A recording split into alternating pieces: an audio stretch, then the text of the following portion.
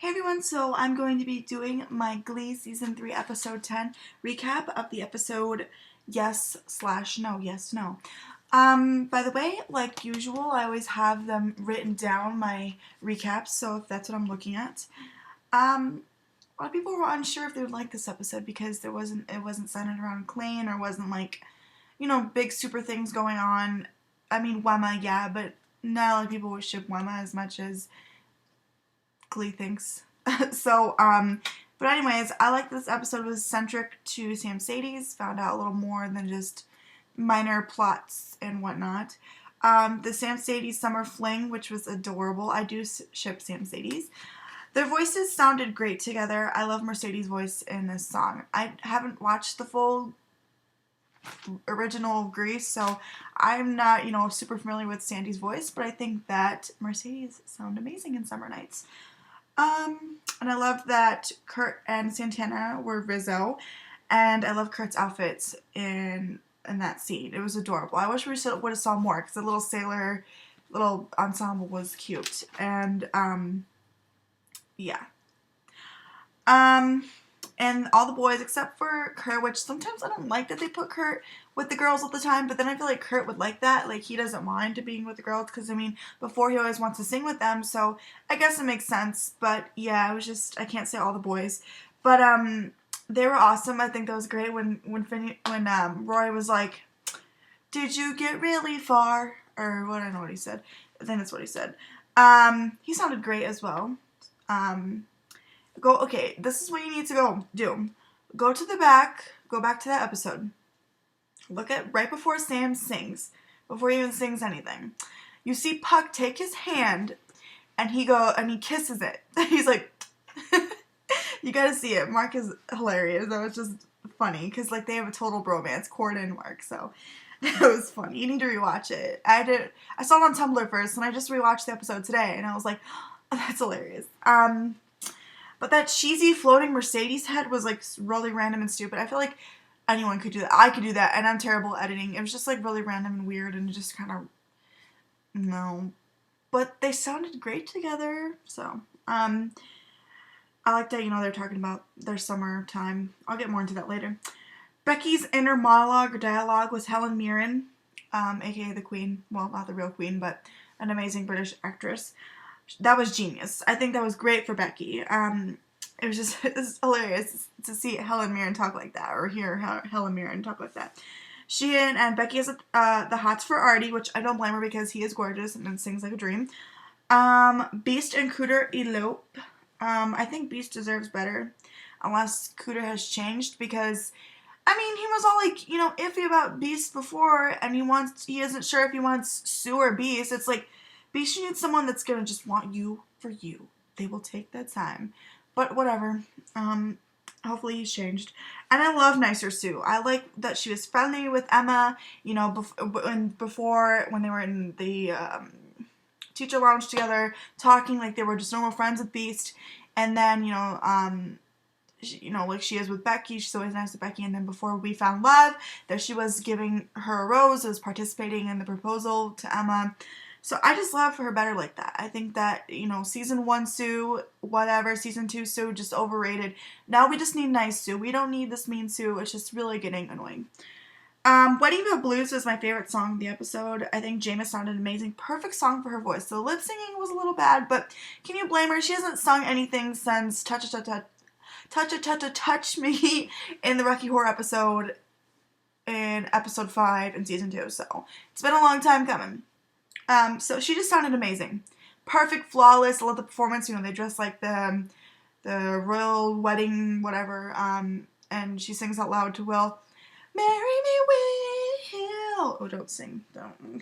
But it was really good. That was my favorite one because she sounded amazing. And it's like, it just sounds so nice. I just love it. Very crisp and awesome. Will proposing, making the kids pick a perfect song. It's kind of weird that they made that the assignment, but whatever. They needed a theme. Sam talking to Mercedes about their summer romance at the carnival. I thought that was adorable. Wish we would have saw a flashback of that because that would just been so cute. So Sam has to join a team to impress Mercedes, or so that's why he thinks that she's still going out with Shane, because he's a big football player. And Sam joins synchronized swimming, and he thinks that's cool because it's the only team left, so whatever. He just thinks, oh, I get a jacket. And he could be using Trotty Mouth, the name again, because they all need weird swimming fish names. I thought that was funny. They brought that reference back. Coach Roz, aka Nene Leaks, I think that's her name. It's hilarious that she scares me. And no peeing in the pool. So, you pee in my pool, I will kill you. I think that, I said this last night, I was like, I would just pee in her pool to piss her off. That would just be funny. And then Sam gets slushied and Mercedes is all dramatic about it. Oh my god, Sam, to rescue Sam. It's like, girl, all these other people got slushy before and it was not a big deal. Or Kurt getting pushed into a locker and it wasn't, ah! Now it's like, oh my god, Sam got red dye in his eye. It's the end of the world.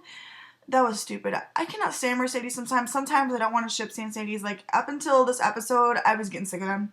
But now I like them again. But it's just, like, too much dramaticness for Mercedes this season. I just don't really like her very much anymore. I like that Artie is so sweet to Becky. And the way he handles it, he invites her to watch moves like Jagger. And I also ship Sugar and Artie. And I really, really, really ship Artie and Quinn. Like, I just do. They just be so cute. But whatever, it's never going to happen for a while, probably. Moves like Jagger, Jumping Jack Flash, the mashup was a bit random, but Artie thinks that the sex appeal is a good way to approach the situation. They all have their T-Rex arms are like, oh, watch it, like, that just, it looked weird, like, their V-necks, and, like, the way they were moving, and it's just, like, it gave me the willies a little bit, and I literally laughed for 5 minutes straight. Imagine seeing Will in that tank top. I hate when they make Will dance around like he is some sex god with his tank top on, like he's going, oh yeah, look at me, I'm dancing, oh, I'm so sexy. No, you're not, Will, you're creepy. And okay, yeah, he's a good singer, but he is not Mr. Sex God. They always think that these girls want to see Will around in a tank top dancing. Watch it. Oh, I get the point was for, giving Will ideas for Emma, but we don't even see him dancing all the time. So I was literally laughing because of the tank top. It's just, no, I'd rather see Blaine or Kurt do that instead. Or even Mike Chang, okay? Anyone, even Finn, just... But anyways, Move Like Jagger, it was a perfect song for Artie's voice. He sounded amazing as usual, so.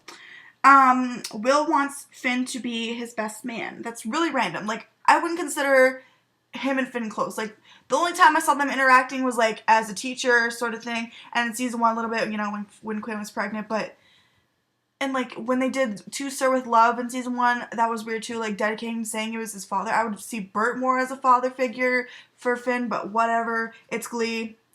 Continuity just does not exist. Yeah, that was weird. I would have picked Beast to be his best woman instead of best man because they're really close.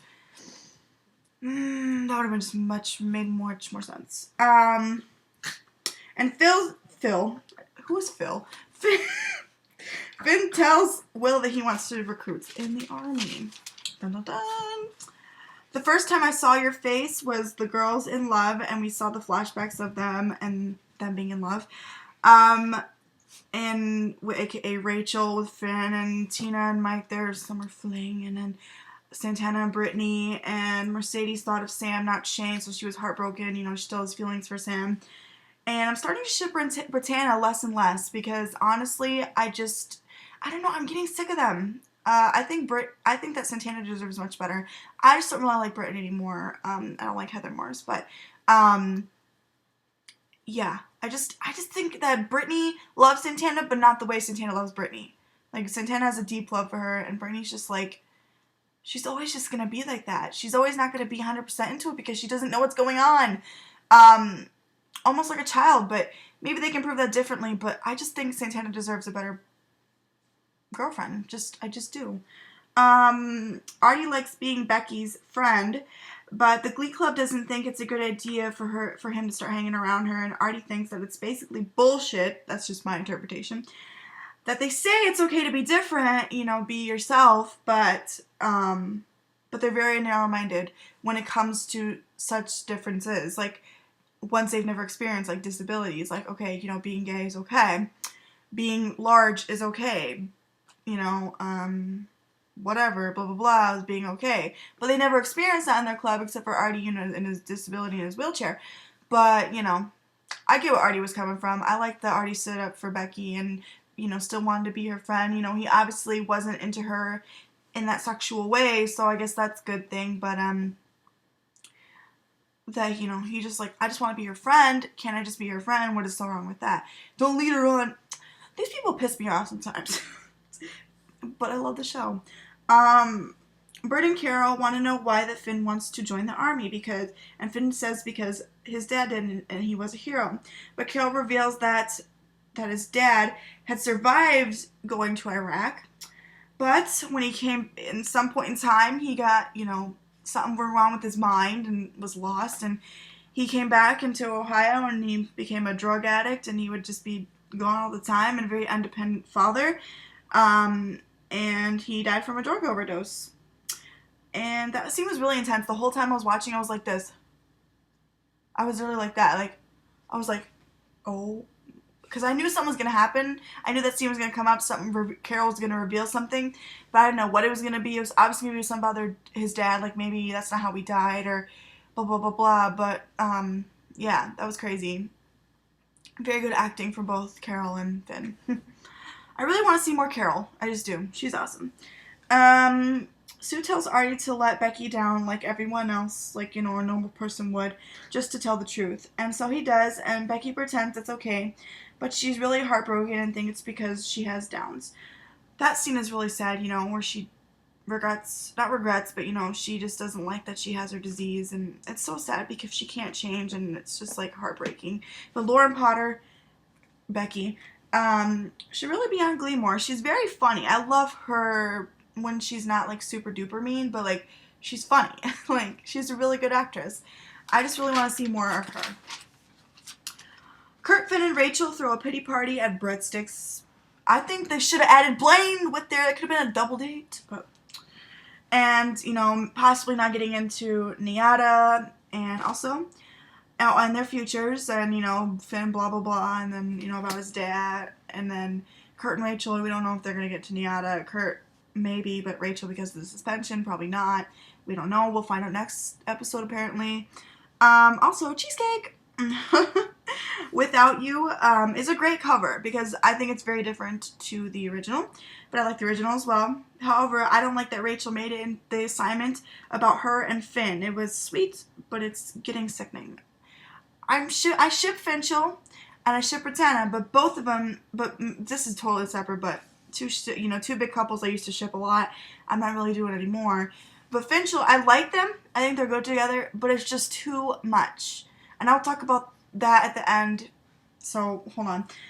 We Found Love. I prefer the original, but I always enjoy a Pezberry, aka Santana and Rachel duet.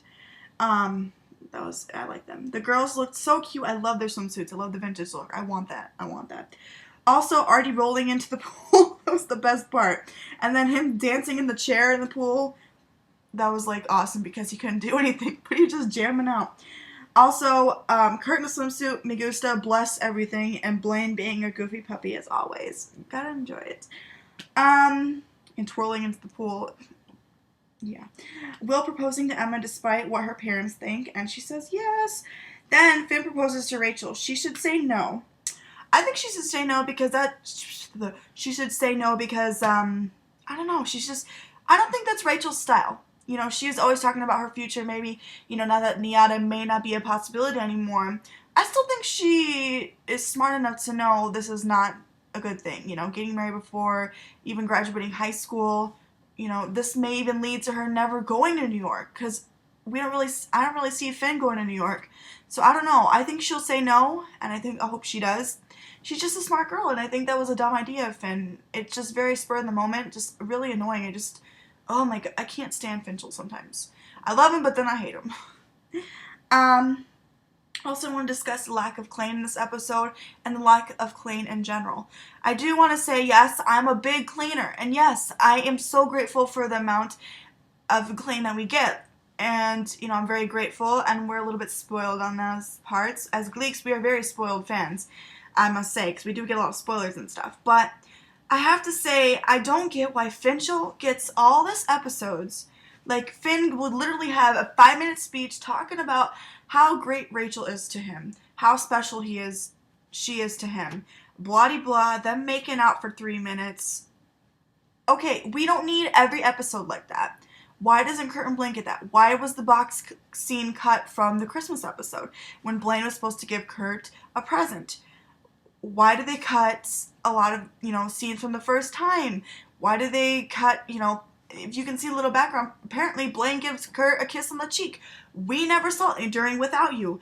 We never saw that. And I get that, they're all about, oh yeah, equality, we love the gays, but they don't show it. I get that Kurt and Blaine, yes, they want to, maybe they're not as affectionate, but we never see them being a couple. They're two teenage boys. They're obviously having sex. They're obviously a little horny for each other. Why can't we see that? I don't get why Finchel has to be the center couple. They are so, yes, it's sweet. They're amazing. We get to see their ups and downs, but season 1 and 2 was them. Let's have Klaine or Britannia or Sam Sadie's or Quick or who the hell ever, even if they're straight, just let them have some more time. Finchel doesn't need to be 40 minutes every episode. It's getting annoying. This is why I don't ship Finchel as much anymore. It's just tiring. It's just the same stuff. At least with Kurt and Blaine, I can enjoy my two favorite characters doing the dirty. This is why I read a lot of fan fiction, because I don't see it on the show. I just wish that they were treated as the same respect, even if they weren't a gay couple. And oh my god, Finchel's just so annoying sometimes. But that's just my opinion. Don't say I hate Finchel. I don't. But it's just, I'm not the hugest fan. Also, the Michael Jackson episode is going to be amazing. I don't really want to go big into detail into it. But Blanket Slushy, there's a spoiler for you. Bless everything. And also the songs sound amazing. Colfer and Leather, bless Jesus. And, yeah, it's just going to be an amazing episode. I wish it was like 2 hours long. That would just been freaking mind-blowing. But Blaine in a hoodie, Bad Boy Blaine, Magoosa, I can't even talk anymore. And Blaine Tana, aka Blaine Santana, it's my favorite friendship on Glee show. They all look fucking amazing, okay? I just want this episode, and we have to wait till the 31st, so that's some bull crap. Okay, well, that is my recap for Yes, No, episode 10. Tell me your thoughts. Thoughts on Wemma. I do ship Wemma, I do ship Sam Sadie's, I do ship Finchel, I do ship Britannia and Klaine, and bloody blah, but there comes a time when it needs to be equal. So follow me on Tumblr, colfsex.tumblr.com. I'll talk to you guys later. Hope to see you soon.